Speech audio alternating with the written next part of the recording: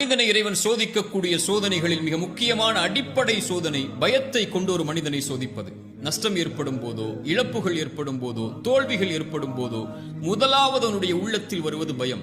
அந்த பயத்தை எதிர்கொள்ள முடியாமல் தான் அவன் பாவங்களை நோக்கி சென்று ஏதாவது ஒரு வழியில் தப்பிக்க வேண்டும் என்று முயன்று அவன் தன்னை நஷ்டத்தில் ஆட்படுத்திக் கொள்கிறான். மீண்டும் இறைத்தூதர் ஸல்லல்லாஹு அலைஹி வஸல்லம் சொன்னார்கள், ஷைத்தான் 3 வழிகளில் இறை நம்பிக்கை கொண்டவனை பயமுறுத்துவான். இறை மார்க்கத்தை ஏற்றுக்கொள்ளும் போது வந்து சொல்லுவான், தந்தையின் மார்க்கத்தை விட்டு முன்னோர்களின் வழியை விட்டு செல்கிறாய் என்று பயமுறுத்துவான்.